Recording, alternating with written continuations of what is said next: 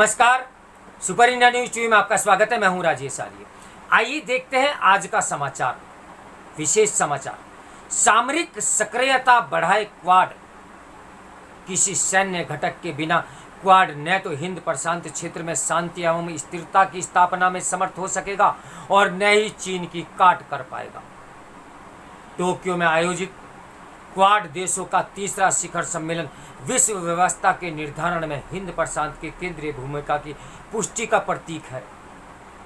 रूस यूक्रेन युद्ध के कारण अभी अंतर्राष्ट्रीय समुदाय का ध्यान पूर्वी यूरोप पर टिका हुआ है।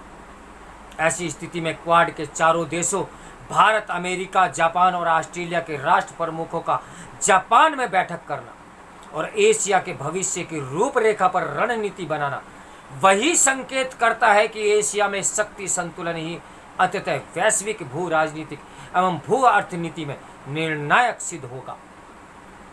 द्वितीय विश्व युद्ध के उपरांत अमेरिका की राष्ट्रीय सुरक्षा नीति यही रही है कि यूरोप, पश्चिमी एशिया और पूर्वी एशिया जैसे तीन पर कहीं भी यदि शक्ति संतुलन अमेरिका के विपरीत गया तो उसके लिए वैश्विक महाशक्ति बने रह पाना संभव नहीं होगा। बाइडेन प्रशासन द्वारा जारी राष्ट्रीय सुरक्षा सामरिक मार्गदर्शन में यही दोहराया गया है कि उससे स्पष्ट है कि अमेरिकी सुरक्षा के लिए विश्व के प्रमुख क्षेत्रों पर विरोधियों का वर्चस्व रोकना होगा। पश्चिम एशिया और यूरोप में कोई ऐसी शक्ति नहीं। रूस जैसे देश अमेरिका को परेशान करते आए हैं, लेकिन उसमें इतने आर्थिक एवं सैन्य बल नहीं जिससे अमेरिका को मात दे सके। केवल पूर्वी एशिया में स्थित चीन ही अमेरिका को चुनौती देने में सक्षम दिखाई पड़ रहा है, और यदि वह उसके कमर भी कस रहा है। अमेरिका भी इससे भली भांति अवगत है। यही कारण है कि अमेरिकी राष्ट्रीय सुरक्षा सलाहकार जैक सुलिवान ने कहा कि हिंद प्रशांत क्षेत्र में ही 21वीं सदी के भविष्य के परिभाषित करेगा और अमेरिकी राष्ट्रपति बाइडेन इस मामले में अमेरिकी नेतृत्व एवं भागीदारी को लेकर प्रतिबद्ध भी है। उल्लेखनीय है कि क्वाड के साथ ही अमेरिका एक और महत्वाकांक्षी पहल कर रहा है। इसे हिंद प्रशांत आर्थिक ढांचा नाम दिया गया है। इसमें America, Bharat, Australia, Brunei, Indonesia, Japan, दक्षिण Korea, Malaysia, New Zealand, Philippines, Singapore, Thailand और वियतनाम शामिल है। प्रधानमंत्री मोदी का इस फ्रेमवर्क के उद्घाटन पर उपस्थित होना दर्शाता है कि भारत इसके रणनीतिक लाभ को समझता है।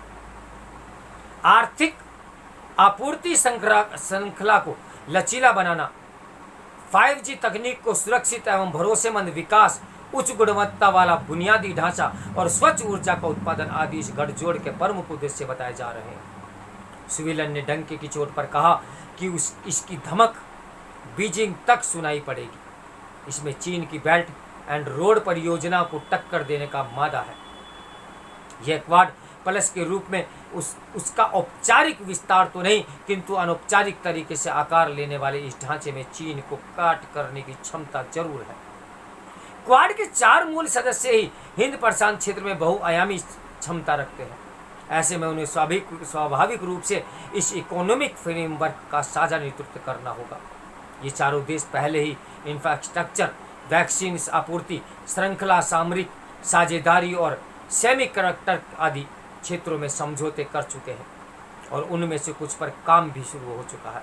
ऐसे में साझेदारी के इस दायरे को बढ़ाना और नए सहयोगियों को उसमें जोड़ने की बुद्धिमत्ता होगी। अमूमन यही माना जाता है कि जिन अंतर्राष्ट्रीय आर्थिक ढांचों के अधिक हितकारक होते हैं वहाँ समन्वय सहमति बनाकर अपेक्षित कार्य को शीघ्रता से संपादित करना संभव नहीं होता। इसलिए इस फ्रेमवर्क में विभिन्न पक्षों को देखते हुए उसकी कार्य संस्कृति को बेहतर बनाने के उपाय करने होंगे। बाइडेन प्रशासन कहता आ रहा है कि उसका लक्ष्य यह सिद्ध करता है कि लोकतांत्रिक देश वादों और अपेक्षाओं पर खरे उतर सकते हैं और तानाशाही वाले देशों से बेहतर प्रदर्शन कर सकते हैं।